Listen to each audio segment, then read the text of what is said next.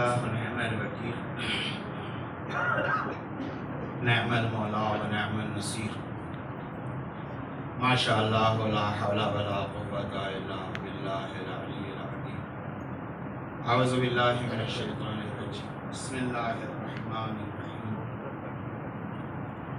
الحمد لله الذي هدانا لهذا وما كنا لنهتدي لولا أن هدانا الله لقد جاءت رسول ربنا بالحق ثم الصلاة والسلام والتحية والإكرام على سيدنا ومولانا ومولى الثقلين أبي القاسم المصطفى محمد اللهم صل على محمد أهل بيته الطيبين الطاهرين المعصومين المنتجبين الذين أذهب الله عنهم الرجس وطهرهم تطهيرا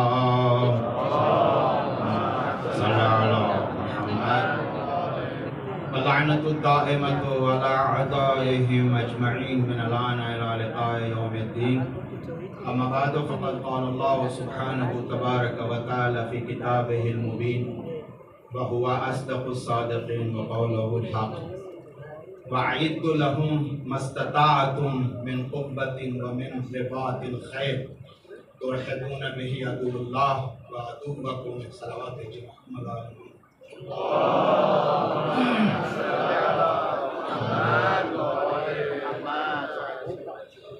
خدا متعال آپ تمام حضرات کی پرسیداری کو قبول فرمائے.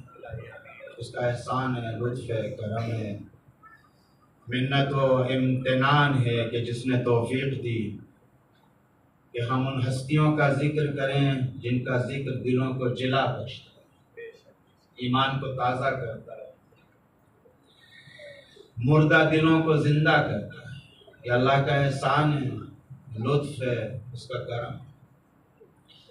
بہرحال شہادت ختمی مرتبت اور شہادت امام حسن مجتبی کی شب آپ تمام حضرات کی خدمت میں تسلیت پیش کرتے ہیں. عالم غم زدہ ہے چونکہ ایسی ہستی کی شہادت ہے جو مصداق عتم میں لولاک لما خلقت الافلاک. اگر حبیب آپ نہ ہوتے تو کائنات کو خلق نہ کرتا، دو عالم کو خلق. آپ حضرات علماء تشریف فرمائیں. سورہ انفال کی 60 نمبر آیتوں سے 66 تک کی آیتوں کو آپ دیکھیے گا. بات کا تسلسل بھی ایسے ہی ہے اور اسی کے زاویے سے مجھے چند چیزیں آپ کی خدمت میں پیش کروں. عظمت رسول اللہ آپ حضرات جانتے ہیں جو مقام ہے ختمی مرتبہ، کیا مقام ہے، جتنا بیان کیا جائے کم ہے. وَخُلْقُهُ قرآن، جس کا اخلاق قرآن ہو اس ذات کو کون بیان کر سکتا ہے. عالم ہستی میں ایک راسخون فی العلم کو ہٹا کر کوئی آج تک ایسا نہیں ملا جو یہ کہہ سکے کہ قرآن کی اس گہرائی تک ہم پہنچے ہیں جس کو اللہ نے نازل کیا. قرآن جس کا اخلاق قرآن اور ایک ایسی کتاب ہے جو زندہ ہے، قرآن مردہ نہیں ہے. بعد میں اس کی طرف تھوڑا اشارہ کروں گا، لیکن شخصیت ختم مرتبہ آپ تاریخ دیکھیں، اٹھا کے دیکھ لیں کس طریقے کی ذات ہے. خدا متعال اتنا چاہتا ہے اپنے حبیب کو، اتنا عشق کرتا ہے اپنے محبوب سے، اور یہ ایک فطرت کا تقاضا بھی ہے. معمولاً مجامع انسانی میں بھی ایسا ہی ہوتا ہے، جب انسان کسی کا محب ہوتا ہے، کسی سے محبت کرتا ہے اور کسی کو چاہتا ہے، وہ اپنے محبوب کو اپنے کمالات دکھانا چاہتا ہے. آپ علماء ہیں، آپ جانتے ہیں کوئی اگر آپ کا شیدائی ہو جائے، محب ہو جائے، آپ سے محبت کرنے لگے تو آپ ایسے ہی اپنے کام دکھاتے ہیں، میں یہ کرتا ہوں، میرا ہنر یہ ہے، میرا کام یہ ہے. دنیا میں ایسا چلتا ہے اور یہ عیب نہیں ہے، فطرت کا تقاضا ہے کہ انسان یا غیر انسان اپنے کمالات اپنے محبوب کو دکھاتا ہے، چونکہ اس کو چاہتا جو ہے. خداوند متعال بھی اپنے محبوب سے محبت کرتا ہے، عشق کرتا ہے، اتنا چاہتا ہے کہ جب خدا محبت کرتا ہے چاہتا ہے اپنا ہنر دکھائے. فسبحان الذی اسری بعبدہ لیلا من المسجد الحرام الی المسجد الاقصی. کس لیے لے جا رہا ہے خدا؟ لے کس لیے جا رہا ہے؟ اسی زمین پہ چاہے تو اپنے حبیب کو بٹھا کے کائنات کا مشاہدہ کرا دے، اور اگر تاریخ میں اس کا مصداق نہ ہو تو کسی کو اعتراض بھی ہو سکتا ہے. شب عاشور حسین دے نہیں گئے، اسی زمین پر بٹھا کے پوری کائنات کا مشاہدہ کرایا ہے. جب نواسا یہ کر سکتا ہے تو اس کا خالق یہ نہیں کر سکتا، وہ کیسے ہو سکتا ہے؟ کر سکتا. لیکن کیوں لے جا رہا ہے خداوند متعال اپنے حبیب کو؟ دنا فتدلا فکان قاب قوسین او ادنا. پہلا آسمان، دوسرا آسمان، تیسرا آسمان، چوتھا آسمان، اور ایسے نہیں کہ دوڑاتا ہوا لے جا رہا ہے، ساری حقیقتیں بیان کرتا ہوا جا رہا ہے. خدا کرنا کیا چاہتا ہے؟ اپنے محبوب کو اپنا ہنر دکھا رہا ہے. یہ ہمارا کمال ہے، یہ ہمارا ہنر ہے، یہ ہماری قدرت ہے، یہ ہمارا علم ہے، یہ ہماری معرفت ہے. خداوند متعال نے پوری کائنات کا مشاہدہ اپنے حبیب کو کرایا. یہ در واقع کسی اور چیز کو نہیں دکھایا جا رہا تھا، خدا اپنی قدرت کا مظاہرہ کرا رہا تھا. یہ اپنے حبیب کو اپنا ہنر دکھا رہا تھا. ایسا ہے، ایسا نہیں. ملا صدرہ کا ایک واقعہ ہے، میں آپ حضرات زیادہ ٹائم نہیں لوں گا، آپ ٹینشن میں مت آئیے گا. ایک صلوات بھیجے محمد آل محمد.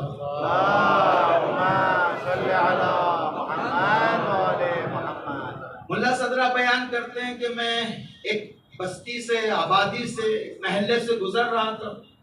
دو جوان ایک کارنر پہ کھڑے ہوئے باتیں کر رہے تھے. اتنے میں ایک خاتون اس گھر سے باہر نکلی اور اس کے ہاتھ میں کچھ کوڑا کٹکٹ تھا، اس نے دروازے پہ رکھا اور بند کر کے اندر چلی گئی. ایک دوست نے کہا کہ ہاں وہ آئی تھی. اللہ برداشت کر لیجیے، بات ملا صدرہ کی بات ہے، میری نہیں ہے، میں نقل کر رہا ہوں. کہا وہ آئی تھی، تو دوسرے نے کہا ہاں وہ آئی تھی. تو پہلے والے نے کہا اس کو خالی ہاتھ تھوڑی تھی، اس کے ہاتھ میں کوڑا کٹکٹ تھا، توجہ چاہوں گا تانے موت کو، اس کو رکھنے آئی تھی. تو دوسرے والے نے کہا نہیں تھا ضرور، لیکن مقصد یہ نہیں تھا، وہ تو بہانہ تھا، خود کو دکھانے آئی تھی. توجہ چاہوں گا تانے موت. ملا صدرہ کہتے ہیں جیسے ہی میں نے یہ جملہ سنا سر پہ ہاتھ رکھ کے زمین پہ بیٹھ گیا. کہا خدایا یہ پوری کائنات کو تو نے پیدا کیا، یہ تو بہانہ ہے، خود کو دکھانا چاہتا، اپنا کمال دکھانا چاہتا ہے. خداوند متعال اپنا ہنر دکھانا چاہتا ہے. یہ جو سورہ طلاق میں 12 نمبر آیت، اللہ الذی خلق سبع سماوات ومن الارض مثلہن یتنزل الامر بینہن لتعلموا. پوری کائنات اللہ نے اس لیے پیدا کی تاکہ اس کی معرفت حاصل ہو. تو خداوند متعال نے یہ کوڑے کٹکٹ جو کچھ بنایا ہے اس لیے بنایا کہ خدا کی معرفت حاصل ہو. اپنے حبیب کو لے گیا، معراج نہیں پڑھنا چاہتا ہوں، لیکن محب اپنے محبوب کو اپنا ہنر دکھا رہا ہے. اور کیا کیا ہنر دکھایا؟ عیسیٰ کا مقام دکھایا، موسیٰ کا مقام دکھایا. روایات معراجیاں ہیں لیکن اور نزدیک لے گیا. دنا فتدلا فکان قاب قوسین او ادنا، اتنا قریب لے گیا کہ جہاں جبرائیل نہیں گئے. توجہ چاہوں گا، دیکھیں وہاں پرواز فرشتے کی نہیں ہے جہاں پرواز انسان کی ہے. اپنے حبیب کو اپنے جب او ادنا کے لیے کوئی پیرامیٹر ایسا بیان نہیں کیا گیا جس سے اس کے اندازے کو بیان کرے. توجہ چاہوں گا ذرا محترم، کسی نے یہ بیان نہیں کیا کہ اتنا فاصلہ تھا یا اتنی قربت تھی.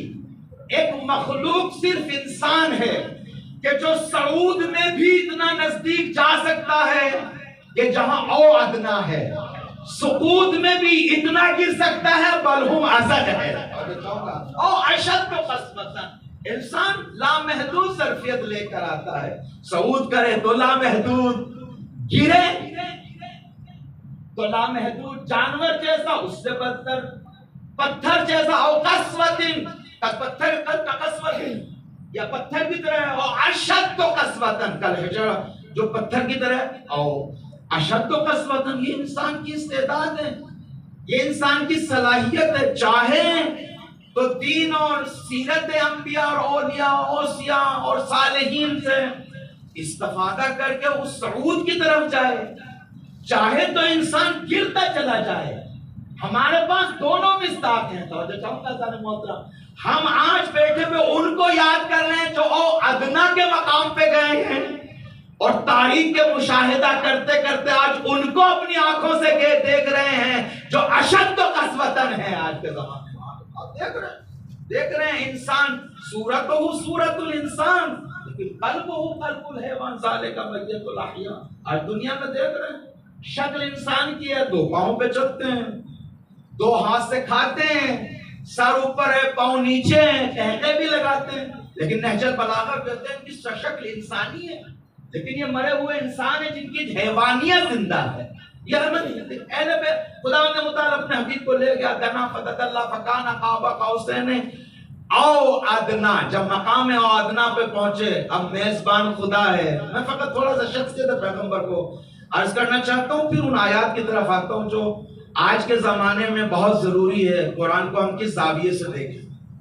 خدا نے متعال نے خطاب کیا, اس کو فخر رازی کی روایت کو لے کر آئے ہیں, میزبان خدا مہمان رسول اللہ. توجہ چاہوں گا, نہ ایسا میزبان ملے گا نہ ایسا مہمان ملے گا. میزبان بھی خوبصورت جس کی قدرت لامحدود, علم لامحدود, ہر چیز خزانہ لامحدود, جس کا مہمان بھی بہترین معدب ہے, جس کو اخلاق الہی کے مطابق تعدیب کیا گیا ہے. جب وہ گیا تو ایک مرتبہ خدا نے متعال نے کہا بما اشرفو یا حبیبی, میرے حبیب کیا چاہیے ہمارے خزانے سے تو ہم دے دیتے. کون کہہ رہا ہے؟ خدا نے متعال, جس کے قدرت میں کوئی کمی نہیں, جس کے علم میں کوئی کمی نہیں, جس کے خزانے میں کوئی کمی نہیں ہے. وہ کہہ رہا میرے حبیب جو مانگنا چاہتے ہو مانگ لیں. اب ہمیں دیکھنا چاہیے, بشر دیکھیں کہ اس کا محبوب, اس کا بندہ کیا مانگتا ہے. ہم جیسا انسان ہو تو پتہ نہیں کیا مانگنے بیٹھے, دنیا مانگے, دنیا داری مانگے, یہ وہ مانگے, وہ مانگے, سب کچھ مانگے, ادھر سے مانگے. لیکن بہترین میزبان, بہترین مہمان, اب دیکھنا یہ کہ وہ مانگتا کیا ہے. جو وہ مانگے گا وہ ہمیں مانگنا چاہیے. خداوند متعال نے کہا میرے حبیب بما اشرف, کیا چاہتے ہو جو ہم تمہیں نواز دیں. ایک مرتبہ حبیب نے خدا کی بارگاہ میں عرض کی شرفنی بالعبودیت, خدایا مجھے بندگی کا سلیقہ دے دے. بندگی مانگ رہا ہے خدا متعال سے, بندگی. ہم پتہ نہیں کیا کیا مانگتے ہیں, مانگتے بھی ہیں عجیب عجیب چیزیں, لیکن جو چیزیں نہیں بھی مانگنی چاہیے وہ بھی مانگتے ہیں. توجہ چاہوں گا, جس کا آلریڈی اس نے وعدہ کیا وہ بھی مانگتے ہیں. توجہ چاہوں گا. ایک مرتبہ میرے مولا چھٹے امام کے شاگرد تھے, 4000 طالب علم.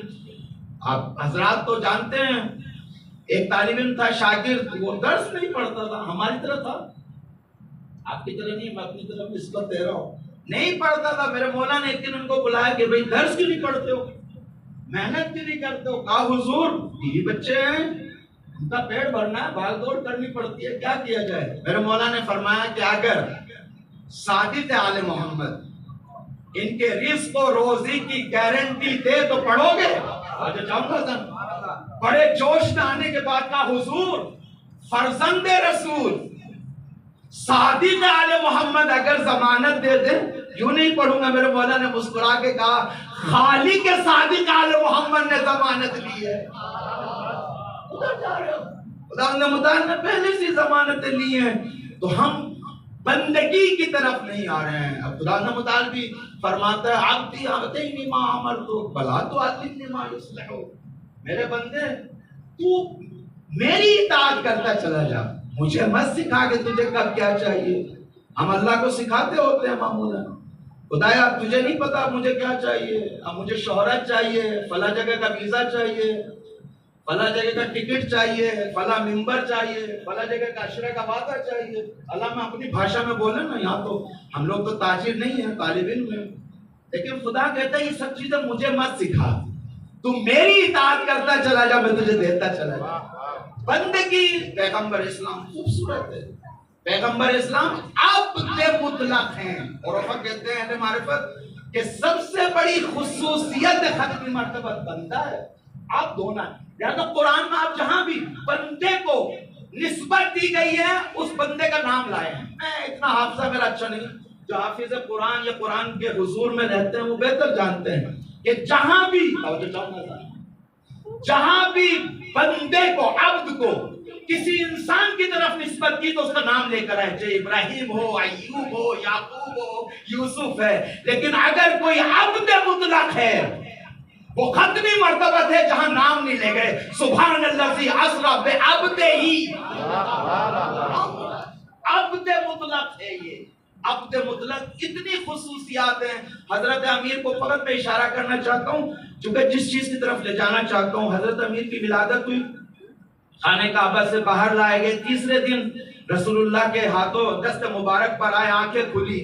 اب جو بھی پڑھتے جا رہے ہیں, بولتے جا رہے ہیں, قرآن کی آیتیں بنتی جا رہی ہیں. روایات میں ہے, ہمارے روایات میں, معتبر روایات میں جو بھی علی بولے وہ آیت. توجہ چاہوں گا ذرا, پیغمبر کے چہرے کو دیکھ کر جو بھی بولتے جا رہے ہیں, علی کیا قرآن پڑھ رہے ہو؟ کہا نہیں, میرے سامنے کل قرآن کھڑا ہوا ہے, جو بھی اس کے سامنے بولتا. خلقہ عن قرآن, جس کی اخلاق قرآن ہو وہ خود کیا ہوگا. اور بندگی خوبصورت ہے. ام سلمہ کی جانب سے یہ روایت ہے, وہ روایت کرتی ہیں کہ میرے کمرے میں تھے حضور, آدھی رات کے بعد میں نے دیکھا کہ حضور نہیں ہے. جب میں نے تھوڑی روشنی کر کے دیکھا تو کیا دیکھا, سجدے میں لیٹے ہوئے, گریے پہ گریا کیے جا رہے ہیں, گریا کر رہے ہیں. میں انتظار کر رہی ہوں کسی طرح سجدے سے اٹھے, میں پوچھوں. جب سرور کائنات نے اپنا سر مبارک کو اٹھایا تو عرض کی ہاتھوں کو جوڑ کے, یا رسول اللہ, آپ تو معصوم ہیں, نبی ہیں, رسول ہیں, آپ حجت الہی ہیں, آپ سے خطا نہیں ہوتی, ایسے کیوں گڑ گڑا رہے ہو؟ کہا ام سلمہ, میرے بھائی ایوب یونس کو, میرے بھائی یونس کو چند لمحے کے لیے خدا نے خود پر چھوڑا ہے, کس مصیبت میں مبتلا ہو, چند لمحوں کے لیے. لہذا بندگی کا واحد راستہ یہ ہے کہ خدا سے ہر لمحہ لو لینا. یہ پیغمبر اسلام کا مطلب ہے, پیغمبر اسلام کا مطلب ہے. اور اس بندگی کے مقام پہ پہنچ گئے تھے جس کے ہر عمل کو خدا اپنی طرف نسبت دے گا. وما رمیت اذ رمیت ولکن اللہ رمی. میرے حبیب یہ کنکریاں آپ نے نہیں پھینکی جبکہ آپ نے پھینکی ہے. چاہوں گا یعنی اگر پوری توحید جلوہ گر ہوتی ہے تو رسول اللہ کا وجود دکھائی دیتا ہے. اب آئیں اس قرآن کے حضور میں جو خلق رسول اللہ ہے. حالات حاضرت تو آپ حضرات مستحضر ہیں, جان رہے ہیں کہ کیا چل رہا ہے. ہم علماء کی ذمہ داری کیا ہے؟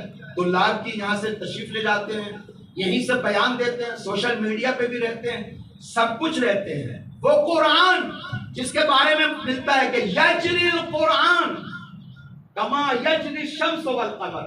تو جو چاہوں گا ذہن میں, یہ قرآن ایسے ہی چلتا ہے جیسے چاند اور سورج چلتے ہیں. چاند اور سورج کا جریان ختم نہیں ہوا, ہمیشہ چاند آ رہا ہے جا رہا ہے, چاند سورج آ رہا ہے جا رہا ہے, جریان ہے یا نہیں؟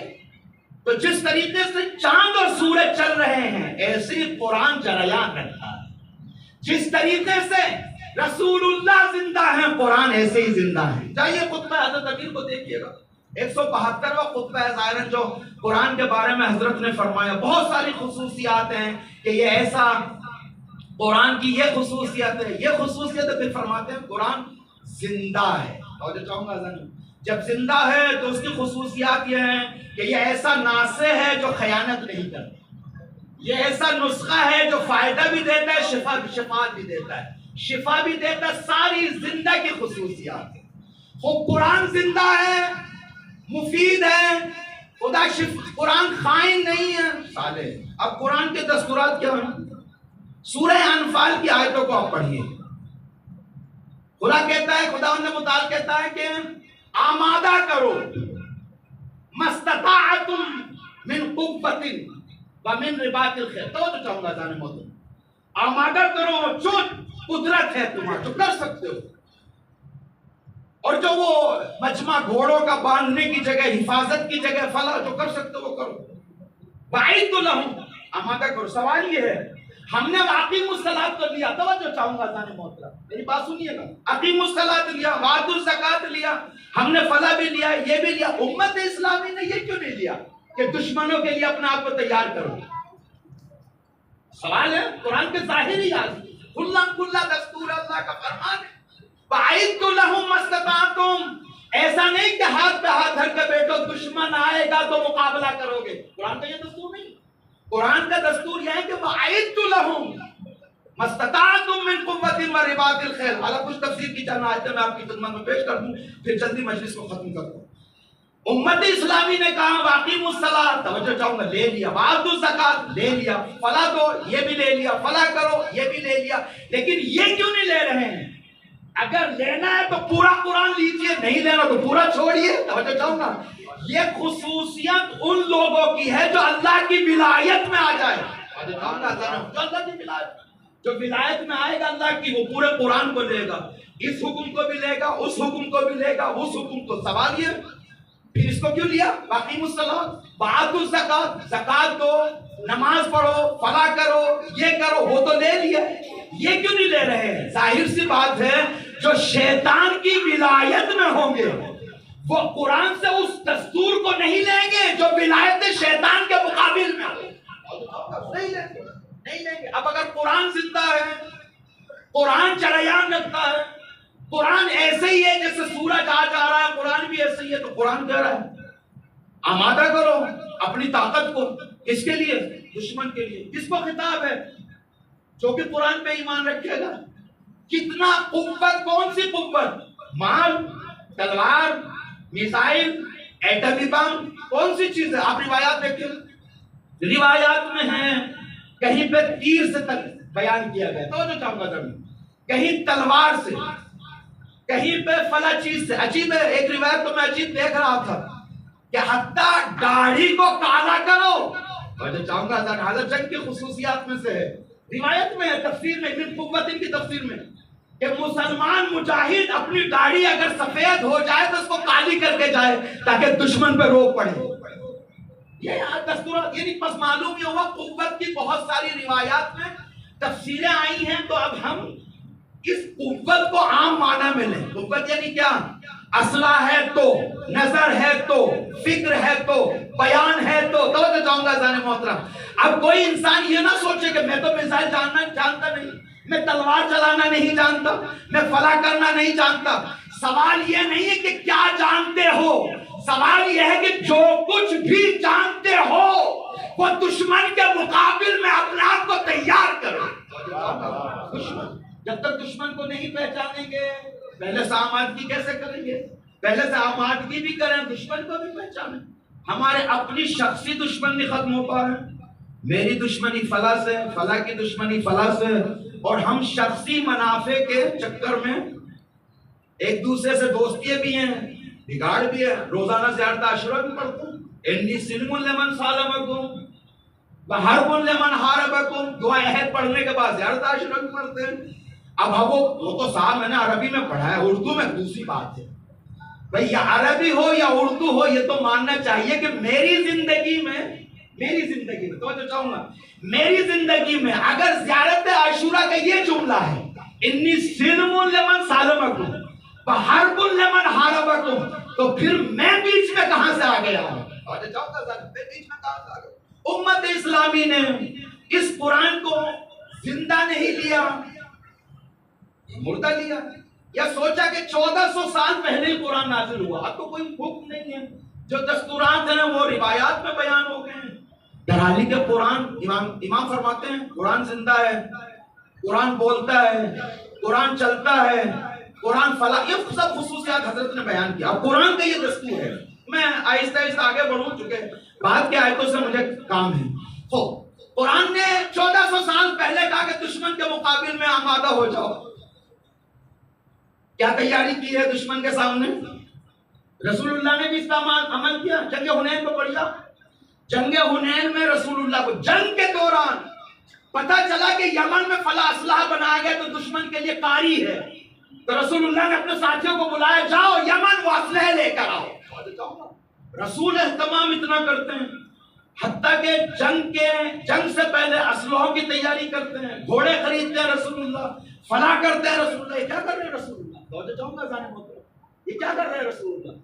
رسول اللہ کر کیا رہے ہیں؟ گھوڑے اتنے خرید رہے ہیں, اسلحے. میرا مولا امام حسین کربلا میں جا رہے ہیں, پہلے تو یزید کے کاروان کو پکڑا، اس سے سارا سرمایہ لیا، پھر اس سے کیا کیا میرے مولا نے؟ توجہ چاہوں گا، یہ جو بعض لوگ کہتے ہیں کہ یہ تو معاہدہ تھا، فلاں ہونا ہی تھا کربلا میں، اور ہمارا بھی معاہدہ یہ ہے کہ آنسو بہانا ہے، تو مکہ کے پاس جو اس کاروان کو پکڑا میرے مولا نے، جتنا مال و اموال تھا سب لیا۔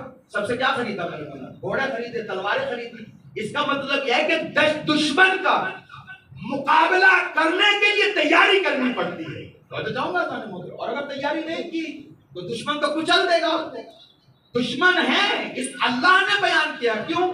خود کہتا ہے ترحبون بہی عدو اللہ و عدوکم، سبحان اللہ، قرآن کہتا ہے اپنی تیاری کرو ہر جہت سے، جو بھی دشمن کو ذلیل کر سکتا ہے اس کے ذریعے سے تیاری کریں۔ یہ تیاری اس وقت ہوگی جب ہم اکٹھے ہوں گے۔ اگر انتشار ہوگا تو پہلا قدم تو ضعیف یہی ہے، یہی ضعیف ہے۔ ابھی لوگوں میں یہ چل رہا ہے کہ حضور یہ کیا بات ہے، امام زمانہ جب آئیں گے وہ تو سب حل کریں گے، اور روایات میں ہے کہ ایک کے سر پر ہاتھ رکھ دیں گے 40 کے برابر کی طاقت آ جائے گی۔ منبروں سے بھی پڑھا جا رہا ہے، مصیبت تو یہ ہے۔ ارے حضور چلیے ہم روایت کو مان لیں کہ امام آئیں گے، ایک کے سر پہ ہاتھ رکھ دیں گے 40 کے برابر طاقت ہو جائے گی، پہلے یہ بتائیں کہ امام آئیں گے کیسے؟ چاہوں گا پہلے یہ تو ڈیسائیڈ ہو جائے۔ وہ تو امام آنے کے بعد سب کچھ کریں گے، لیکن امام آئیں گے کیسے؟ یہ تو وہی آئیڈیالوجی ہے تو کوفے میں تھی۔ کوفے میں کیا آئیڈیالوجی تھی؟ مختار نے کیا کہا؟ یا مسلم نے کیا کہا؟ یا منصور، امین میری بات کو سنیے، مسلم نے کہا کہ قیام کرو تاکہ امام آئیں۔ ایسا ہے یا نہیں؟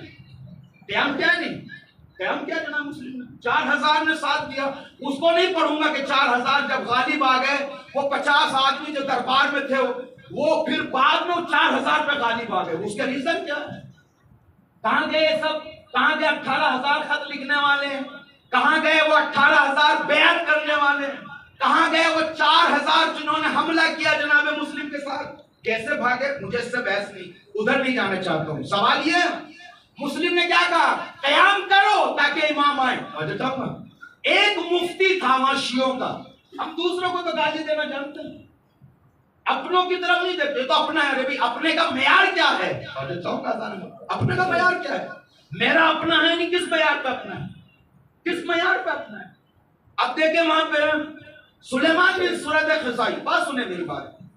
سلیمان کہتا ہے کہ نہیں، میں نے جو کتابوں میں 10 15 20 کتابوں میں ٹٹولا، ادھر گیا ادھر گیا، کچھ تو ملے، فقط اتنا ملا ہے فتویٰ دیتا تھا سلیمان بن سورۃ خزائی۔ ایسا شیعہ کی مسند جو فتویٰ کی تھی اس پہ بیٹھا ہوا تھا۔ شیعہ کا مفتی کون تھا؟ یہی تھا، اور یہی سلیمان تھا جس نے حضرت امیر سے بحث کی ہے، اور یہی سلیمان تھا جس نے سب سے پہلا خط لکھا ہے۔ سب سے پہلا خط سلیمان بن سورۃ خزائی کے گھر سے لکھا ہے۔ وہ جتنے ساتھی تھے وہاں انہوں نے مہریں لگائی تھی، سب سے پہلا وہی ہے۔ اور جنگ جمل میں شرکت نہیں کی تھی۔ یہ کردار ہے ہمارے سامنے، ہم ہلکی پھلکی عبادتیں کر کے سوچ لیں کہ دین محفوظ ہو گیا، کچھ نہیں معلوم ہے۔ یہ میں صحیح عرض کر رہا ہوں، میری بات کو ممکن ہے کڑوی ہو لیکن جلدی جلدی عرض کر رہا ہوں۔ سلیمان کا فتویٰ تھا کہ مجھے جو ملا ہے، کیونکہ فتویٰ دینے کا بہت اس کو تھا، بعض لوگوں کو ہوتا ہے کہ بیٹھے رہو فتوے سے، اپنی طرف سے ہوتا ہے شوق۔ سلیمان نے کہا کہ جب تک امام نہ آئے قیام کرنا مکروہ ہے، فقط مکروہ، حرام بھی نہیں ہے، فقط مکروہ، فقط مکروہ۔ اگر صحیح وقت پہ صحیح ٹائم پر اپنی ذمہ داری پر عمل نہ کرے تو یہ مسائل کیا ہوتے ہیں؟ کہا مکروہ ہے۔ قیام، مسلم نے کہا قیام کرو تاکہ امام آئے، سلیمان نے کہا نہیں، قیام مت کرو جب تک امام نہ آئے۔ یہ آئیڈیالوجی آج بھی چل رہی ہے، نہیں چل رہی ہے، ممبروں سے بیان ہو رہی ہے۔ دونوں فکریں ہمارے سامنے ہیں، دونوں کھڑے شیعوں کے ہیں۔ ایک طرف کہہ رہے ہیں قیام کرو تاکہ امام آئے، اور دوسری طرف کیا کریں؟ دوسری طرف کیا کہہ رہے ہیں؟ قیام مت کرو جب تک امام نہیں آئیں گے، قیام کرنا بالکل غلط ہے، روایات میں آیا ہے، فلاں میں آیا ہے۔ یہ تو وہی سلیمان بن سورۃ والی بات ہوگی۔ سلیمان نے کہا جب تک امام نہیں آئیں گے تب تک قیام نہیں کر سکتے، مکروہ ہے، مکروہ کا فتویٰ ہے۔ عزیزو فرض کریں 200 لوگ ہیں یہاں پہ مومنین بیٹھے ہوئے ہیں، 2-4 بندے جو ذمہ دار ہیں وہ فقط نظریات میں اختلاف کر دے، پورا مجمع ختم، کوئی اپنی ذمہ داری پہ عمل نہیں کرے۔ کربلا جو ہوا ہے آج بھی جو مسائل ہو رہے ہیں اس کے تناظر میں پیش کر رہا ہوں. کربلا 2-4 آدمی فقط تاریخ میں ملیں گے جنہوں نے پوری گڑبڑ کی ہے. یہ پورا مجمع منتشر ہو گیا. 4000 جب منتشر ہوئے 2-4 کی وجہ سے. 2-4 سے زیادہ چہرے نہیں ملے گا. وہی 2-4 چہرے جنہوں نے فتویٰ یہ دیا, کسی نے یہ کہا اور مجمع بکھر گیا. کیونکہ لوگ تو پھر عافیت طلبی میں مبتلا ہوتے ہیں. آج بھی ایسا ہی ہے. حضور بچ کے بیان دیجیے, کیا ضرورت ہے؟ مصلحت ہے, کسی کی ذمہ داری ہے خاموش رہنا, کسی کی ذمہ داری ہے بولنا. یہ تو ہم نے کہیں نہیں دیکھا. آپ یہ تو کہہ سکتے ہیں کسی کی ذمہ داری ہے یہ بولنا, کسی کی ذمہ داری ہے, لیکن خاموش رہنا تو چاہوں گا آج کے زمانے میں. تو ایک فکر ہے مسلم کی کہ قیام کرو تاکہ امام آئے. دوسری فکر ہے اس فتویٰ گو کی. جنگ صفین میں تھا مولا کے ساتھ, لیکن جنگ جمل میں نہیں آیا تھا. عجیب ہے. اور مولا سے بحث کی تھی, پھر آ کے دوبارہ سے توبہ کی, پھر آیا, پھر دوبارہ گڑبڑ کی ہے. یہ فتویٰ گو کا مسئلہ ہے. وہ جو مسند پہ بیٹھا تھا شیعوں کے, کہا جب تک امام نہیں آئیں گے قیام نہیں ہوگا. ادھر مسلم کہہ رہے قیام کرو تاکہ امام آئے. توجہ چاہوں گا کس کی بات سنیں. اب یہ معاشرے کی معرفت کی بات ہے. اگر سفیر حسین کی بات سنتے تو کربلا نہ ہوتی. بات کس کی سنی گئی؟ جملہ بھی سنیں. اس کی دلیل کیا تھی؟ وہ کہتا نا امام معصوم آئے تو ہم ساتھ دیں گے. یہ بھی جواب, یہ بھی سلیمان بھی سورۃ قصائص سے ہے, امام معصوم آئیں گے تو ساتھ دیں گے. آج بھی معاشرے میں کئی جگہ گیا وہاں پہ یہ چل رہا ہے. او بھئی یہ معصوم تھوڑے ہی ہے. توجہ چاہوں گا ذرا محترم, فلاں معصوم تھوڑے ہی ہے, یہ فلاں تھوڑی ہے. ظاہر سی بات ہے اگر وقت کے امام کے نائب کو ان جملوں سے نوازا جائے گا, معصوم تھوڑے ہی ہے, تو یہی نقصان ہوگا, یا امام کا آنا ڈیلے ہوگا یا صالحین کو مارا جائے گا. توجہ چاہوں گا ذرا, یہی ہو رہا ہے, ابھی یہی ہو رہا ہے. آپ دیکھ لیجئے, کہہ رہے ہیں کہ آقا معصوم کی ہم پیروی کریں گے, معصوم کا انتظار ہے. توجہ چاہوں گا ذرا. لیکن زمانے غیبت میں ہم معصوم کے تابع نہیں ہیں. میری بات کو غور سے سنیے گا, میں کیا کہنا چاہ رہا ہوں. ممکن ہے بعد میں دوست سوال بھی کریں, لیکن زمانے غیبت میں چونکہ ہماری رسائی معصوم تک نہیں ہے, ہم معصوم کے پیچھے نہیں جا رہے ہیں, ہم حجت کی طرف جا رہے ہیں. توجہ چاہوں, حجت کے پیچھے, کیونکہ معصوم تک تو رسائی نہیں کی. پردے ٹائم میں معصوم آئیں گے تو ہماری جانب قربان, لیکن زمانے غیبت میں حجت کے پیچھے جا رہے ہیں ہم. حجت کے لیے ضروری نہیں کہ معصوم ہو. توجہ چاہوں گا, کسی نے تاریخ میں لکھا کہ مسلم معصوم تھے. توجہ چاہوں گا ذرا, مسلم معصوم نہیں تھے لیکن حجت تھے. ہم حجت زمانے غیبت میں اگر وقت کا امام وجود نہیں رکھتا ہمارے مابین تو ہم حجت کے پیچھے جاتے ہیں, حجت کی اطاعت کرتے ہیں, حجت کی پیروی کرتے ہیں, نہ معصوم. کیونکہ معصوم تو نہیں ہے.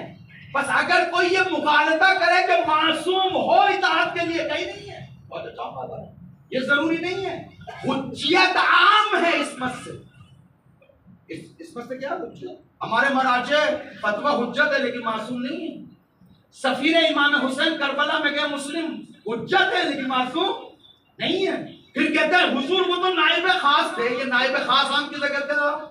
کہانی جس کے ہاتھ میں لیٹر ہو. توجہ چاہوں گا ذرا, مسلم نے تو کوفے میں لیٹر دکھایا کہ دیکھو میں امام حسین کا نائب ہوں, جانشین ہوں, نمائندہ ہوں, یہ میرے پاس لیٹر ہے. آج تو غیبت کا زمانہ ہے, اب تو نیابت نہیں ہے.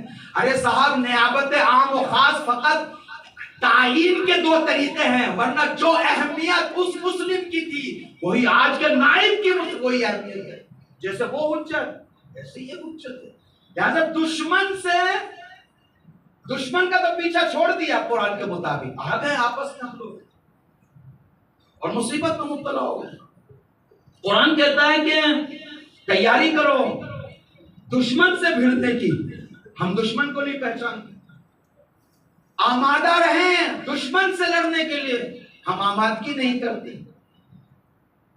اور یہ جو ہم تیاریاں کرتے ہیں ہم کبھی اس لیے نہیں کرتے, توجہ چاہوں گا, کہ ہم زمین کو تباہ کر دیں, ہم قتل و غارت کر دیں, ہم غلام زیادہ بڑھا لیں, ہم سرمایہ غنیمت میں لے لیں.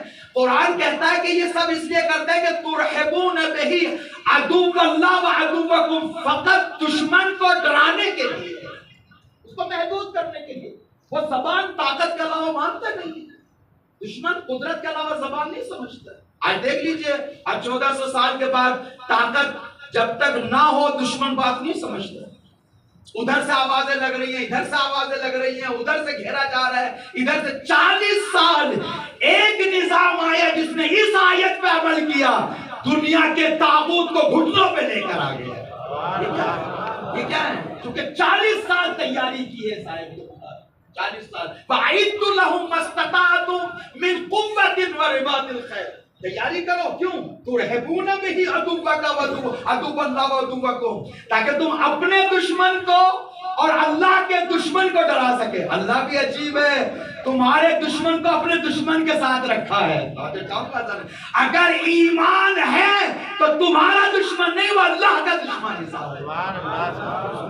یہ لہذا ہمارے یہاں ابھی میں ایک جگہ تھا دوسرے ملک میں, وہاں ایک صاحب یہی پڑھ رہے تھے, بار بار زور دے رہے تھے, اور بھائی یہ فلاں کا ایران کا فلاں کا جنگ ہے, یہ ایران اور امریکہ کی جنگ ہے. رے سرکار, اتنی کھلی ہوئی روشن چیز کو چھپا کے کہاں جاؤ گے؟ کون سا جغرافیہ امریکہ سے ملتا ہے, کون سا جغرافیہ اسرائیل سے ملتا ہے؟ توجہ چاہوں گا, معاشرے میں کچھ نہ کچھ پھیلانا ہے. آپ گند کہہ لیں یا کچھ بھی کہہ لیں, افسوس کی بات یہ ہے کہ امامہ بھی سر پہ ہے. خیانت ویسی چل رہی, یہ خیانت صدر اسلام میں بھی ہوتی تھی, کوئی نئی نہیں. صدر اسلام میں خیانت, وہاں بھی چھڑی چلانے والے تھے, معاشرے میں اختلاف ڈالنے والے. آج بھی ایسا ہی ہے. کچھ شیطان قریش کے مدینے میں تھے, کچھ شیطان تھے جن کو معاشرے کا اتحاد پسند نہیں تھا, مومنین کی آپس میں دل لگی, ہمدردی, یہ سب پسند نہیں تھا. تو ایک دن 3-4 اکٹھے ہوئے کہ سلمان کا مذاق اڑایا جائے. آج سلمان کو پکڑ لیا, کہا یہاں بیٹھ جاؤ. چاروں بیٹھ گئے, اس کو جناب سلمان کو بٹھا دیا. کہا کہ بھئی آج کیسے سلمان کی توہین کر, معاشرے کا یہ چل رہا ہے, پہلے سے چل رہا ہے. ایک نے کہا ہاں بھئی آپ کا شجرہ کیا ہے؟ کہا بھئی میرا شجرہ تو میں فلاں سے ہوں, میں فلاں سے ہوں, میں فلاں سے لے گیا عبد المناف اوپر تک لے گیا. اور دوسروں نے تالی بجائی, کیا شجرہ ہے, مزے کا شجرہ ہے, شجرے پہ تو افتخار ہوتا تھا قریش میں. ارے واہ واہ ماشاءاللہ. پھر کہا دوسرے سے کہ تم بیان کرو, اس نے بھی ایسے بیان کیا, چلا گیا اوپر تک, اس نے بھی, دوسروں نے بھی تعریف کی ماشاءاللہ. تیسرے نے اپنا شجرہ بیان کیا, میرا شجرہ یہ ہے, میں فلاں کا بیٹا ہوں, میں فلاں کا بیٹا ہوں. چوتھے نے, پھر 5ویں سلیمان, جناب سلمان فارسی, حضور آپ بیان کریں. توجہ چاہوں گا, چونکہ دلوں میں تو یہ تھا نا کہ سلمان کی مذاق اڑانی ہے, رسوا کرنا ہے, لیکن جسے اللہ عزت دے. توجہ چاہوں گا, سلمان نے کہا نہ میرا کوئی حسب ہے نہ نسب ہے, ایک محمد عربی ایک شریعت لے کر آیا, میں نے اس پہ عمل کیا, وہی میرا حسب ہے, وہی نسب ہے. معاشرے میں فساد پھیلانے کے لیے, مومنین کو منتشر کرنے کے لیے سب باتیں چل رہی ہیں. یہ کیوں ہو رہا ہے؟ منبروں سے بیان کریں گے تاکہ مومنین میں انتشار ہو. کہا حضور یہ تو ملی جنگ ہے, دینی جنگ نہیں ہے. توجہ چاہوں گا, میں نے ایک سوال کیا, آپ حضرات کے سامنے بھی پیش کرتے ہیں. سپوز کیجئے ایک بندوق ہے, ایک بندوق ہے, اس میں ایک ہی گولی ہے, اور اس وقت کا سب سے شقی دشمن فرعون کوئی بھی ہو, توجہ چاہوں گا, اس کو وہ بندوق دے دے جو دشمن اسلام ہے, سب سے بڑا ظالم ہے, اور اس کو کہیں کہ تمہیں فقط ایک گولی چلانے کا اختیار ہے, دوسری گولی نہیں چلائیں گا, وہ کس کو مارے گا؟ دوبارہ عرض کروں, ایک بندوق ایک گولی, اور اس کو اجازت ہے صرف ایک کو مارنے کی. یہ بتائیے وہ مجھے مارے گا؟ مجھے تو نہیں مارے گا, اپنی گولی خراب نہیں کرے گا. اور جو چاہوں گا سارے محترم, پہلے ڈیسائیڈ کر لیں سب سے بڑا دشمن کون ہے اسلام کا, پھر اس کو ایک گولی دیں تو سمجھ میں آیا کہ 10,000 یا 12,000 کلومیٹر سے آ کر ایک 86 سال کے انسان کو کیوں مارنے آ رہا ہے, جو اس کی آئیڈیالوجی کو للکار رہا ہے, اسی کو مارے گا. نہ مجھے مارے گا نہ آپ کو مارے گا. یہاں تک کم سے کم ان چھوٹی چھوٹی باتوں سے تو سمجھ لے انسان کہ اسلام کا محافظ کون ہے, اسلام کی کون حفاظت کر رہا, وقت کا طاغوت کیا چاہتا ہے, یہ بھی نہیں مانتے. اور عجیب ہے ہمارے معاشرے میں, اگر میری بلڈنگ ہے, شیشے ویشے لگے ہوئے ہیں ماشاءاللہ, کوئی آگے اگر پتھر مارنے لگے, اینٹیں مارنے لگے, تو اگر میرے اندر طاقت ہے تو لاٹھی ڈنڈا بندوق لے کے باہر نکلوں گا, کیوں مار رہے ہو؟ اور اگر طاقت نہیں تو پولیس جوڈیشری تھانے وانے میں جاؤں گا. گھر میں بیٹھوں گا, ارے بھائی بیٹھ جائیے, امام آئیں گے سب کر دیں گے. نہیں صاحب, میرے گھر کے مکان کے شیشے ٹوٹے ہیں, عجیب ہے, یہ عجیب ہے, میرے گھر کے باڈی کا شیشہ ٹوٹے, تو سکون نہیں. اسلام کی باڈی پہ چاروں طرف سے پتھر پڑ رہے ہیں, کسی کو بولنے کا کوئی نہیں. اسلام کی باڈی پہ وہاں تو کہتے امام زمانہ آئیں گے سب حل کر دیں گے. امام زمانہ آئیں گے, اپنے گھر کے بارے میں بھی بولیے نا. کوئی تو ہو جو اسلام کی باڈی سے کی بات ہے. میری ذمہ داری کیا ہے؟ ترحبون بہی عدو اللہ و عدوکم, جس کے ذریعے سے, توجہ چاہوں گا ذرا محترم, جس کے ذریعے سے اللہ کے دشمن اور اپنے دشمن کو ڈرا سکے. پھر کہ وآخرین من دونہم لا تعلمونہم. توجہ چاہوں گا, نہ صرف یہ جو اللہ کا دشمن ہے تمہارا دشمن ہے, یہ تو روشن ہے. کچھ منافقین ایسے ہیں جن کو تم جانتے نہیں, وہ بھی دشمن ہے, ان کو بھی ڈراؤ. وہ کون ہے؟ جیسے جیسے اسلام کی طاقت بڑھتی چلی جائے گی ایسے ایسے دشمن ڈرتا چلا جائے گا, چاہے وہ دشمن مشرک ہو یا کافر ہو یا منافق ہو. آج کا منافق ڈر رہا ہے. منافق وآخرین, قرآن کہتے ہیں نہ صرف یہ ٹرمپ ہو, نتنیاہو ہو, امریکہ ہے, فلاں ہے, آپ کا آس پڑوس ہے نا, یہ سب نہیں, صرف یہ نہیں. وآخرین من دونہم لا تعلمونہم, تم نہیں پہچانتے ان دشمنوں کو. توجہ چاہوں گا, عجیب ہے, بات سنیں, قرآن کہہ رہا ہے تم ان کو نہیں پہچانتے لیکن دشمن ہے وہ بھی ڈرتے ہیں. توجہ چاہوں گا, اب دیکھ لیجئے ہمارے ہی ماں بہن ہیں, مسلمانوں کے ماں بہن, کون ڈر رہا ہے قدرت سے؟ کون ڈر رہا ہے؟ وہ منافق نہیں. وآخرین من دونہم لا تعلمونہم واللہ یعلمہم. توجہ چاہوں گا, لیکن اللہ جانتا ہے, اللہ دلوں کے حال کو جانتا ہے. وما تنفقوا, ہماری ذمہ داری کیا ہے سب کی, وما تنفقوا فی سبیل اللہ, جو آپ لوگ خرچ کرتے ہو اللہ کی راہ میں. اب یہاں وہ بحث نہیں ہے. میں ایک صاحب سے پہلے جب 33 سال کی جنگ ہوئی تھی, ایک صاحب حج پہ میری ساتھ تھے, کہہ رہے صاحب ہم نے تو مدد کی ہے حزب اللہ کی. میں نے کہا چیز ضرور ہے لیکن یہ کہہ کے کیا کہ حضور اس سے میزائل مت خریدنا, اس سے تو مسجد بنانا. اب یہاں قرآن کی آیت کیا کہہ رہی ہے؟ وَمَا تُنْفِقُوا فِي سَبِيلِ اللَّهِ, جو بھی تم اللہ کی راہ میں اس بار میں خرچ کرو گے یوفیٰ علیکم, توجہ چاہوں گا, تمہاری طرف پلٹا دیا جائے گا. کسی چیز میں تم ضرر نہیں کرو گے, مال سے, جان سے, فکر سے, نظریے سے, جو بھی دو گے, چاہے آپ صدر آیت سے ملائیں یا ذیل آیت سے. تفسیر کی روش قرآن ہم پڑھیں, قرآن کو سمجھیں اگر زندہ سمجھتے ہیں. قرآن آج بھی ویسے ہی بولتا ہے جیسے 1400 سال پہلے بول رہا ہے. چاہے صدر سے لگائیں کہ اپنی قوت کو کبھی کرنے کے لیے جو کچھ بھی خرچ کرو گے تم پہ ظلم نہیں ہوگا. کیوں؟ اس لیے کہ جب ظالم طاغوت ہوتا ہے تو دیانی کرتا ہے تو تمہارے مال کو ہڑپتا ہے, لیکن جب تم مضبوط ہو جاؤ گے تو تمہارا مال محفوظ رہے گا. یا پھر ذیل سے ملائیں, جو اللہ کی راہ میں دیں گے خدا یہاں بھی دے گا وہاں بھی دے گا. لا تظلمون. پھر خدا نے متعال کہتا ہے فَإِن جَنَحُوا السَّلْمِ لِلسَّلْمِ, معاف کیجئے گا, اگر یہ آئے میل دکھائیں دوستی کا یا سلو کا, لِلسَّلْمِ, سلم سلو کے لیے میل, فَجْنَا لَهُمْ, آپ بھی ان کے سلو کے لیے تیار ہو جائے, کوئی مسئلہ نہیں ہے. لیکن کب؟ جب شرائط میں عقلانیت بھی حفاظت ہو, عدالت بھی. توجہ چاہوں گا ذرا, یہ شرط ہے. یہ جو بعض ہمارے ایران میں سیاست مداروں نے, مسئلہ نہیں ہے اپنا ہو یا غیر ہو, جو غلط چل رہا ہو غلط ہے. بعض سیاست مداروں نے اپنی چمکانے کے لیے جب رہبر کی اطاعت نہ کریں تو قرآن فہمی ضعیف ہوتی ہے, سمجھ میں آتا ہے. یہ جو کہا کہ فَإِن جَنَحُوا لِلسَّلْمِ, اگر صلح کے لیے وہ میل دکھائیں, خواہش دکھائیں, فَجْنَا لَهُمْ, آپ بھی ان کی طرف میل دکھائیں, آپ بھی اس کو قبول کریں. لیکن کب یہ اس وقت ہے کہ جب وہ عادلانہ گفتگو کرے, ظالمانہ نہیں. اگر تجاوز کرنا نہیں, اور جب آپ بیٹھ جاؤ تو آپ ڈرو نہیں. فَلْيَتَوَكَّلْ عَلَى اللَّهِ, اللہ پہ توکل کریں, اس لیے کہ خدا انہ سمیع العلیم, خدا دیکھ بھی رہا ہے, سن بھی رہا ہے. ہم حفاظت کریں کہ قرآن کی آیت کہتی ہے وَإِن يُرِيدُوا أَن يَخْدَعُوكَ, اگر یہ چاہتے ہیں, کون؟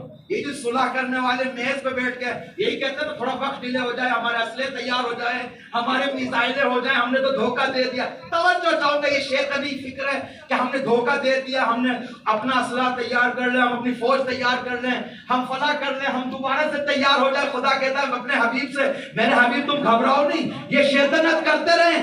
وَإِن يُرِيدُوا أَن يَخْدَعُوكَ، اگر یہ چاہتے ہیں تمہیں دھوکہ دے، فَإِنَّ حَسْبَكَ اللَّهُ، تمہارا اللہ کافی ہے. هو أيدك، هو الذي أيدك بنصره وبالمؤمنين. توجہ چاہوں گا، وہی خدا ہے جو تمہاری نصرت کرے گا، تائید کرے گا اپنی نصرت سے بھی مومنین کے لیے. تم گھبراؤ نہیں، یہ میز پہ بلائے تو میز پہ جاؤ، ڈرنا نہیں ہے، ڈرنا نہیں ہے. اور گھبراؤ نہیں کہ یہ دوبارہ تیار ہو جائے. آج کیا کہتے ہیں جو اس آیتوں پہ عمل کر رہے ہیں، آج چلا آج کی میڈیا میں یہ تھا کہ مڈل ایسٹ کی ملکوں میں بھاگ دوڑ ہو رہی ہے، کبھی اردن جا رہے ہیں، کبھی سعودی جا رہے ہیں، کبھی امارات جا رہے ہیں، کبھی فلاں جا رہے ہیں، ایسا لگ رہا ہے جیسے تیاری کر رہے ہیں. لیکن جو ان آیتوں پہ عمل کرتے ہیں انہوں نے کہا تیاری کر لو، جواب ویسا ہی ملے گا، اس لیے کہ جس کے وجود میں یہ ہو فَإِنَّ حَسْبَكَ اللَّهُ، اللہ کافی ہے. الذی ایدک بنصرہ وبالمؤمنین، کیا کہتے ہیں کہ جس نے اپنے رسول کی نصرت کی ہے، حمایت کی ہے اپنی نصرت سے اور مومنین کی. توجہ چاہوں گا، مومنین. تو معلوم یہ ہوا کہ خداوند متعال پہ اگر کوئی توکل کرے گا، کوئی بھی کرے گا، آیتوں کو تعبیر کے ذریعے سے محدود مت کیجئے، تفسیر کیجئے، تصور مائے. اس سے مراد تو فلاح ہے، لیکن مراد یہ ہے، لیکن تفسیر بھی تو بیان کریں. الذی ایدک بنصرہ وبالمؤمنین، جس نے حمایت کی میرے حبیب تمہاری اپنی نصرت آسمانی سے بھی اور مومنین کے ذریعے سے بھی. توجہ چاہوں گا، مومنین روایات میں آیا کہ علی مرتضی مراد ہیں، وہ مصداق عطا میں دوسرے بھی مومنین پیغمبر کی نصرت کرتے ہیں. توجہ چاہوں گا، اب خدا نصرت بھی کرتا آسمان کے ذریعے سے اور زمینی بندوں کے ذریعے سے بھی مدد کرتا ہے. توجہ چاہوں گا، لیکن عجب طریقہ ہے خدا کا کہ آسمان کے ذریعے جب فرشتے بھی بھیجتا ہے، دشمن جدھر بھی دیکھتا ہے علی دکھائی دیتے ہیں. توجہ چاہوں گا ذہن محترم، کیوں؟ اس لیے کہ اللہ مومنین کی عزت بڑھانا چاہتا ہے. ایدک بنصرہ وبالمؤمنین الذی، عجیب ہے، الذی هو الذی الف بین قلوبکم بین قلوبہم، وہ خدا جس نے مومنین کے دل میں محبت ڈالی ہے، نزدیک کیا ہے. لو انفقت ما فی الارض جمیعا ما الفت بین قلوبہم. عجیب آیت ہے، میرے حبیب اگر پوری دنیا بھی دے دیتے تب بھی مومنین کے دلوں میں یہ محبت نہ ہوتی جو اللہ نے ڈالی ہے. اور دیکھو نا، اس کا مطلب یہ ہے کہ مادی چیزوں سے مومنین کے دل میں محبت نہیں آتی، یہ اللہ ہے جو دلوں میں محبت ڈالتا ہے. اپنے حبیب سے کہا اوس ہو، خزرج ہو، مہاجر ہو، انصار ہو، فلاں قبیلے کے ہو، یہ سب مختلف رنگوں کو مختلف مزاجوں کو میں نے اکٹھا کیا چاروں طرف تمہارے. توجہ چاہوں گا، اللہ کہہ رہا ہے 1400 سال کے بعد نائب ایمان کے چاروں طرف اللہ نے اکٹھا کیا ہے. کوئی اردو زبان ہے، کوئی ترکی زبان ہے، کوئی عربی زبان ہے، کوئی انگلش زبان ہے، یہ اللہ نے اکٹھے کیا. آج کا 40 دیکھ لیں، آج کی تائید دیکھ لیں مومنین کی جانب سے. یہ دل جو کھچے آ رہے ہیں، کیسے آ رہے ہیں؟ انڈیا سے، فلاں جگہ سے. یہ جو دل نزدیک ہو رہے ہیں، کون کر رہا ہے؟ آپ سوچ رہے ہیں؟ منافق تو کہتا ہے کہ پیٹرول کا پیسہ ہے. آپ کو کتنا ملا پیٹرول کا پیسہ؟ آپ کو ملا؟ ہمیں تو ملا نہیں. کوئی بندہ کہے گا ارے یہ تو جمہوریہ اسلامی ہے اور خامنہ ای صاحب پیٹرول کا پیسہ ڈال رہے ہیں، لوگوں کو اکٹھا کر رہے ہیں. صاحب میرا خداوند متعال اپنے حبیب سے کہہ رہا ہے لو انفقت ما فی الارض جمیعا ما الفت بین قلوبہم. اے میرے حبیب پورے خزانے دنیا کو بھی دے دو تب بھی تمہارے اندر اتنی توان نہیں کہ ان کے دلوں کو جمع کر سکے. یہ ہمارا کام ہے تمہارے چاروں طرف اکٹھا کرنا ہے. اللہ کا کام ہے، یہ پیٹرول کا پیسہ نہیں ہے. اور جہاں دلوں کو خدا نزدیک کرتا ہے وہاں جانوں سے محبت نہیں ہوتی، جانوں کے نذرانے دیے جاتے ہیں. آپ سوچ سمجھتے ہیں 1400 سال پہلے نذرانے دیے گئے، آج بھی ایسے ہی دیے جا رہے ہیں. چاہیے اہل کو دیکھ کے جو نذرانے پیش کر رہے ہیں بڑے فخر سے، افتخار سے. ان تینوں کو کس نے نزدیک کیا؟ لیکن اللہ الف بینہم، قرآن کی آیت کہتی ہے لیکن خدا ہے جس نے دلوں کو نزدیک کیا. خدا ہے، خوف کی بات نہیں. بس آخری جملہ یہ ہے، معاف کیجیے گا ٹائم زیادہ ہوا. یا ایھا النبی، خوبصورت آیت ہے اسی کا تسلسل میں. یا ایھا النبی حسبک اللہ ومن اتبعک من المؤمنین. میرے حبیب گھبراؤ نہیں، تمہارا اللہ کافی ہے اور وہ مومنین میں جس نے پیروی کی ہے. سارے مومنین نہیں، بس آخری بات پیش کرو، سارے مومنین نہیں، جس نے پیروی کی ہے وہ کون سے لوگ ہیں مجھے نہیں معلوم. اس سے سمجھ میں آتا مومنین کے دو دھڑے ہیں. اب میں دوسری آیت پڑھوں قرآن کی. وَمِنَ الْمُؤْمِنِينَ رِجَالٌ قَدْ صَدَقُوا مَا عَاهَدُوا اللَّهَ عَلَيْهِ. مومنین میں سے کچھ ہی مرد ہیں. اب آپ میری بات پہ ہنس رہے ہیں، عجیب ہے. اگر عام مجمع ہوتا تو میں وہاں نقطہ بھی لگاتا. آپ حضرات کے سامنے کیسے نقطہ لگاؤں؟ لیکن بات تو سنیے سرکار. جب ہم خیبر کی روایت پڑھتے ہیں نعرہ سب لگاتے ہیں، لَأُعْطِيَنَّ الرَّائِدَ غَدًا رَجُلًا كَرَّارًا غَيْرَ فَرَّارٍ. کل میں اس کو علم دوں گا جو مرد ہوگا. سب نعرے لگائیں گے. لگائیں گے نہیں سرکار؟ لگائیں گے نا. مولا کے چاہنا ہماری جانا قربان مولا بھی سب لگائیں گے، کیوں مولا نے فرمایا کل میں علم اس کو دوں گا جو مرد ہوگا، نامرد کو نہیں. ماں تو کہیں گے بھائی مرد ایک ہی تھا بقیہ نامرد تھے. اور یہاں قرآن کیا کہہ رہی ہوں؟ میرا مومنین رجالون، مومنین میں سے کچھ ہی مرد ہیں. یہاں کیوں نہیں نعرہ لگا رہے؟ یہاں کیوں پھنس گئی ہے گوٹ آگے؟ اگر قرآن اور دین فہمی کی طرف جانا تو انصاف سے جائیے نا سرکار. وہاں جب نعرہ لگائیں گے چونکہ دوسرے پہ تعریض کرنی ہے، توجہ چاہوں گا ظالموں، خود کو ڈیولپ نہیں کرنا ہے، خود کی معرفت کو، خود کے ایمان کو، خود کے علم کو ڈیولپ نہیں. دشمن پہ تعریض ہو رہی ہے تو نعرہ ہے. کیا کہہ رہا ہوں ظالم محترم؟ لیکن یہاں پہ کیا کہہ رہا ہے؟ وَمِنَ الْمُؤْمِنِينَ رِجَالٌ، مومنین میں کچھ ہی مرد ہے کہ صدقوا ما عَاهَدُوا اللَّهَ عَلَيْهِ، کہ جنہوں نے اپنے عہد کو پورا کر کے دکھایا. اور دوسرے کیا ہیں؟ دوسرے کیا ہیں سرکار؟ بھئی اگر ایک طرف یہ من کون سا من ہے؟ میں تو علماء میں پڑھ رہا ہوں. یہ من کون سا ہے؟ من تبعیضیہ. بعض مومنین میں سے مرد ہیں اور بعض کیا ہوگا؟ آپ کہیں گے بعض جو خواتین ہیں. نہیں، یہاں مرد وہ والا نہیں ہے. توجہ چاہوں گا ذرا محترم. اگر بعض مرد ہیں تو سامنے والے کی بھی بتائیے نا. کہا حضور ہم تو مومنین ہیں، ہم تو فلاں کرتے ہیں، ہم تو اہل ایمان ہیں. ارے سرکار اہل ایمان کا دائرہ بھی وسیع ہے، اس میں بعض ہی مرد ہیں. وہ بعض مرد وہ ہیں جو 1400 سال کے باوجود آج بھی اس ایمان کے درجے پہ کھڑے ہوئے ہیں کہ جو اللہ سے عہد کیا اس کو پورا کرتے تھے نظر آ رہے ہیں. فَصَدَقُوا مَا عَاهَدُوا اللَّهَ عَلَيْهِ فَمِنْهُمْ مَنْ قَضَىٰ نَحْبَهُ. کچھ ہی ایسے ہیں جو جا چکے ہیں، انہوں نے وفا کر دیا ہے. وَمِنْهُمْ مَنْ يَنْتَظِرُ، اور کچھ ایسے ہیں جو اپنی جانوں کا نذرانہ آپ پہ ہتھیلی پہ لیے پھر رہے ہیں. ان میں کون سے؟ وہ کون سے؟ وہی مرد ہیں جو ان نامردوں سے لڑ رہے ہیں. لیکن یہ بعد والے کیا ہے؟ جگہ میں تھا یہاں تو ڈر لگتا گجرات سے، باہر تو ہم ڈرتے نہیں. میں نے کہا صاحب یہ تو مرد ہو گئے، سامنے کون ہے؟ کہا حضور نیوٹر لوگ. کیا کہتے ہیں؟ نیوٹر لوگ پتہ کون ہوتے ہیں؟ ہماری زبان میں نیوٹر کو کہتے ہیں خنثی. کیا کہتے ہیں آگے؟ خنثی. ڈریے نہیں، یہ تو چھوڑ دیجئے دین کو پڑھنا، میں اپنے لیے کہہ رہا ہوں، ورنہ نیوٹن ہو نہیں سکتا. جنگ جمل میں جائیے، حارث بن حوت نے کہا حضور نہ ادھر نہ ادھر. کہا جب تم نہ ادھر ہو نہ ادھر ہو تو تمہارے پاس عقل نہیں ہے. ہو نہیں سکتا حق و باطل کی جنگ ہو نہ ادھر نہ ادھر. خنثی. تیسرا نہ مرد نہ عورت، یہ بیچ کا ہے. نیوٹن یعنی بیچ کا. چاہوں گا ذرا محترم، ہم سے کیا مطلب جنگ ہو رہی ہے صاحب؟ نہ ہم وہاں کے نہ وہاں کے. ارے حق کے ہو یا باطل کے. چاہوں گا چلیے حضور ہم مان گئے آپ کی باتوں کو، لیکن سمجھیں ایک بات تو بتا دوں میں، بہت سارے امور اوامر و نواہی شریعت میں ارشادی ہیں. یہ تو بولتے ہیں اہل علم کیا ہے آگے جاؤ؟ اللہ کی معرفت حاصل کرو. کیا ہے؟ تکلیفی ہے یا ارشادی ہے نا؟ حضرت آدم کو حکم ولا تقرب هذه الشجر، کون سا تکلیفی ہے یا ارشادی؟ مولوی ہے یا ارشادی؟ ارشادی، کیونکہ وہاں تو مولویت ہے ہی نہیں، وہاں شریعت نہیں ہے.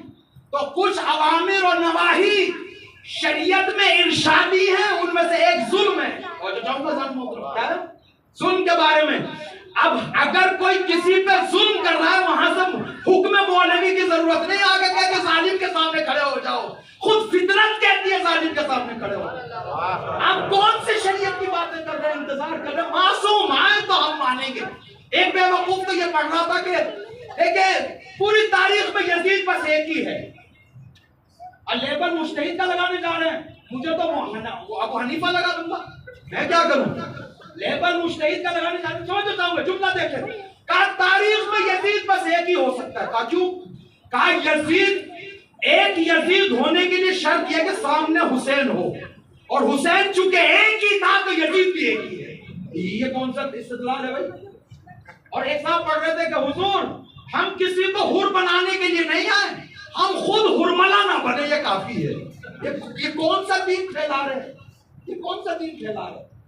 عجیب عجیب ہے. اور دین فہمی قرآن ہم نہیں سمجھ سکتے، من خود بے سمجھیں گے. عجیب ہے، خدا نے کوئی انسان اپنے حبیب کو کہا لوگوں کے مطابق باتیں کرو تاکہ لوگ سمجھیں، اور خود ایسی باتیں کریں جسے لوگ نہ سمجھیں.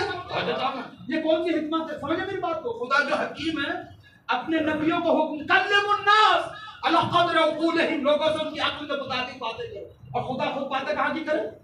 عقل سے اوپر کی حکمت کی بات ہے. کہا قرآن ہم نہیں سمجھیں گے. پھر کیا سمجھو گے بھائی؟ پھر تو ناول پڑھیے سرکار، آپ کو مبارک، ہمارے لیے تو قرآن ہی صحیح ہے. یہ کہاں لے جا رہے ہیں معاشرے کو ہم لوگ؟ معاشرے میں اختلاف، مرجعیت میں دراڑ. ابھی خدا شاہد ہے، آج مجھے موقع ملا آپ حضرات ہو، بعض لوگ بیٹھ کے یہ کہتے ہیں کہ فلاں مجتہد بوڑھا ہو گیا اب سٹھیا گیا ہے. خدا شاہد ہے، ممبر سے پڑھو، ریکارڈنگ بھی ہوگی. اور یہ اتنے بڑے بڑے امامے والے پڑھ رہے ہیں جن کا جو ٹائر کی طرح امامہ ہے، اور ان کا ادعا یہ ہے کہ سب سے بڑے مجتہد کے شاگرد ہیں. اب آپ سمجھ بھی گئے ہوں گے سب سے بڑا مجتہد میں کون ہے. سب سے بڑے مجتہد کے شاگرد ہیں، گڑبڑ نہیں کریں گے. ارے حضور، امام کا شاگرد امام کے سامنے مکتب بناتا ہے. امام سے بڑا تو نہیں تیرا استاد مجتہد ہے، امام سے بڑا. امام صادق کے مقابل میں ابو حنیفہ کے مکتب بنا دے. ہمارے لیے مت کہیے کہ بڑے آیت اللہ کے شاگرد ہیں. یہ دیکھیں کہ آپ ہیں کیا. اور یہ چاہوں گا جو دین میں دراڑ ڈال رکھی ہے مصیبت ہے. آج جو مومنین کے دل نزدیک ہو رہے ہیں، خدا نے مدار دلوں کو نزدیک کر رہے ہیں، وہی بذر نفاق کر رہے ہیں. لوگوں کو انتشار ظلمت کی طرف فلاں. اور مجھے تو ایسا لگتا ہے کہ فنڈنگ بھی ہوتی ہے ماشاءاللہ. بہرحال ایک صاحب ہم سے کہہ رہے تھے کہ حضور آقا کی شہادت ہو گئی ہے، جو مخالفین ہیں ان کو اسٹیج پہ بلاؤ. کیا کہہ رہے تھے آپ نے؟ معاف کیجیے گا 2 منٹ اگر زیادہ ہو گئے. کیا کہتے ہیں؟ جو مخالفین ہیں اب تو موقع اچھا ہے ان کو اسٹیج پہ بلائیں. کیونکہ میں نے کہا کیوں بلائیں بھائی؟ تو چاہوں گا جب تک آقا تھے تو شہید ہو گیا، بلائیں کس لیے بلائیں؟ پوری زندگی مخالفت، اور آج بھی پشیمانی کا ایک دن کا برابر بھی نہیں، تو اس لیے بلائیں. اب ہمارے پاس انٹرویو لینے والے بھی ایک علامہ کو کہتے ہیں عالم دین فلاں کو. کس کی قربت چاہیے آپ کو؟ کیا ہو گیا ہے؟ کیوں دین کو ایسے برباد کر رہے ہو؟ کیوں میلاد کو خراب کر رہے ہو؟ ہم لوگ پہلے ڈیسائیڈ کر لیں قوم کے رہنے والے صحیح راستہ کون ہے، غلط راستہ کون سا ہے. ہم کسی کے غلام نہیں ہیں، ہم کسی کے تابع دار بھی نہیں ہیں. ہم یا امام کے تابع دار ہیں یا اس کے جانشین کے تابع دار ہیں. آپ الگ سے نیار مت پڑھیے. جو حق پہ ہے وہ ہمارا ہے، جو حق پہ بھی ہمارا. رسول اللہ یہی معیار دے کر آئے. رسول اللہ نے شجرہ طیبہ لے کر آئے ہیں. کلو تقی و نقی، ہر پاکیزہ میرا. ہم پاکیزہ بنتے چلے جائیں، رسول اللہ کے بیٹے بنتے چلے. اس سے اچھا کیا ہو؟ رحلت پیغمبر اسلام ہے، شہادت امام حسن مجتبی. ایام آزاد چل رہے ہیں، مسلسل آپ حضرات کورسہ دے رہے ہیں، مسلسل کورسہ عظیم ہے. عزیزو، ہماری جتنی بھی تفسیر روائی ہے، جتنی بھی، سب میں یہی لکھا گیا کہ پیغمبر اسلام کو شہید کیا گیا. ثقلین ہے، برہان ہے، فرات ہے، سب اٹھا کے ملتی سب. رسول اللہ بے حد محنت کی قوم. تھکا ہوا بدن اب بستر پہ لیٹا ہوا ہے، تھک چکے ہیں رسول اللہ۔ امت نے وفا نہیں کی، جس امت کو جینے کا سلیقہ سکھا رہے ہیں وہی رسول کو قتل کر رہے ہیں۔ کیا مصیبت ہے، تھکا ہوا بدن لیٹا ہوا رسول اللہ کا، کئی دن اسی بستر پہ لیٹے ہوئے تھے رسول اللہ۔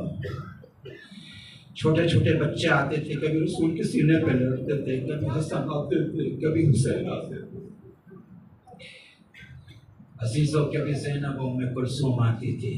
پیغمبر اسلام کی جب آنکھیں کھلتی تھی تو سب کو بتاتے تھے بیٹا تمہارے ساتھ یہ ہوگا، بیٹا تمہارے ساتھ یہ ہوگا، بیٹا تمہارے ساتھ یہ۔ رسول اللہ کی آنکھ لگ گئی، 3 بار دق الباب ہوا، شہزادی یہی پوچھتی رہ گئی کون ہے؟ میرے بابا بستر پہ ہیں، کون ہے؟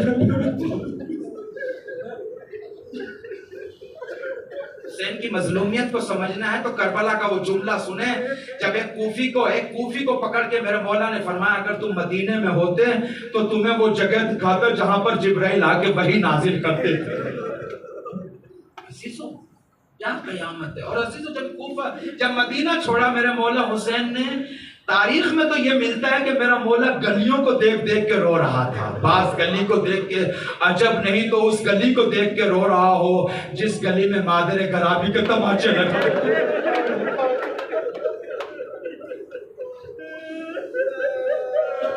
جزاکم ربکم خیر الجزا۔ امام حسن کی بھی شہادت ہے، 2 جملے سن لیجیے عزیزوں۔ ابن عباس ایک دن جناب امام حسن کے پاس آیا، ہاتھوں کو جوڑ کے کہا مولا جب کوئی ماں مرتی ہے تو اس کا چھوٹا بیٹا زیادہ روتا ہے، بڑا بیٹا کم روتا ہے۔ مولا میں دیکھ رہا ہوں آپ زیادہ رو رہے ہیں، حسین کم روتے ہیں۔ جانتے مولا حسن نے کیا جواب دیا؟ ابن عباس جو میری آنکھوں نے دیکھا بھیا حسین نے نہیں دیکھا۔ مولا کیا دیکھا ہے؟ ابن عباس جب میری ماں دربار میں گئی تھی حسین ساتھ نہیں تھے، میں ساتھ تھا۔ میری ماں کو تماشا میری آنکھوں کے سامنے۔ جزاکم ربکم خیر الجزا۔ ایک مرتبہ شہزادی نے بابا سے کہا بابا کوئی دق الباب کرتا ہے لیکن مانتا نہیں۔ ایک مرتبہ بابا نے جملہ فرمایا بیٹا یہ تیرے در کا شرف ہے، یہ ملک الموت بغیر اجازت کے اندر نہیں آتا۔ میں کہوں کہ یا رسول اللہ آپ کی آنکھیں بند ہو جانے کے بعد اسی ڈہڑی پر لکڑیاں لے کر جزاکم ربکم خیر۔ مختر کی کتابوں میں ملتا ہے جب پیغمبر اسلام غش کے عالم میں لیٹے ہوئے تھے، سینے پہ بی بی نے سر رکھ دیا، اتنا روئی کہ سینہ پورا بھیگ گیا آنسوؤں سے۔ پیغمبر اسلام کی آنکھ کھلی، ایک مرتبہ علی کو پاس بلایا، فاطمہ کے ہاتھ کو پکڑا، علی کے ہاتھ میں رکھ دیا، کہا یا ابا الحسن ہذہ ودیعۃ اللہ و ودیعۃ رسولہ، حافظ اے علی یہ اللہ کی اور میری امانت ہے، اس کی حفاظت کرنا۔ علی کیسے حفاظت کرے؟ ارے جس کو چاروں طرف سے گھر میں گھیر لیا، وہ آواز جب دروازے کے پیچھے آئی، شکی نے دروازے کو جزاکم ربکم خیر۔ بی بی رونے لگی، روتی روتی ایک مرتبہ رسول اللہ نے اشارہ کیا بی بی بیٹا ذرا نزدیک آؤ، کان میں ایک جملہ کہا۔ فاطمہ خاموش ہو گئی، مسکرانے لگی۔ بعد میں پوچھنے والوں نے پوچھا بابا نے کیا کہا ہے؟ کہ بابا نے کہا کہ زیادہ ٹائم نہیں گزرے گا بیٹا، تم سب سے پہلی ہو جو آگے مجھ سے ملوگی۔ عزیزو ایسا ہی ہوا، 70 دن تھے یا 95 دن تھے، ارے جس بی بی نے پوری زندگی ٹوٹی پتلیاں بابا کو روتی رہی۔ جزاکم ربکم لعبكم خير آج کا وہ شب ہے جس میں آپ کے نواسے کی شہادت ہوئی. بس عزیزو ایک جملہ عرض کرنا چاہتا ہوں جو مختلف کی کتابوں میں ملتا ہے. جب بھیا چھوٹے بھائی بڑے بھائی کے لاشے کو لے کے چلے, امام حسن مجتبیٰ نے وصیت کی تھی, اسی کے مطابق جب لاشے کو لے کے چلے چاروں طرف سے تیر برسا دیے گئے, لیکن حسین نے صبر کیا. پر جب بھیا کو قبر میں اتارا, خود بھی قبر میں اتر گئے, بھیا کے لاشے کو دیکھتے ہوئے روتے جا رہے تھے. ایک جملہ فرمایا, ارے غریب وہ نہیں جس کی دنیا چھن جائے, غریب وہ ہے جس کا بھائی چھن جائے. بہت رویا میرا مولا, دو بھائیوں کے لاشے پہ آیا میرا مولا. ایک مدینے میں آیا, بھیا حسن کے لاشے کو قبر میں رکھ کے, اور ایک لاشا کربلا میں تھا.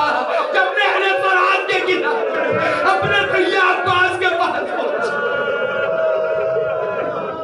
عزیز میرے مولا نے عباس کے پاس پہنچے. مختل کی کتابوں میں ملتا ہے کہ عباس کے صرف بازو نہیں کاٹے گئے تھے, ارے دونوں پاؤں کو کاٹ دیا گیا. تبھی تو حسین نے مرثیہ پڑھا, اے عباس تیرے مرنے کے بعد اب وہ آنکھیں کبھی نہیں سوئے گی جو تیری ڈھارس سے سوتی تھی.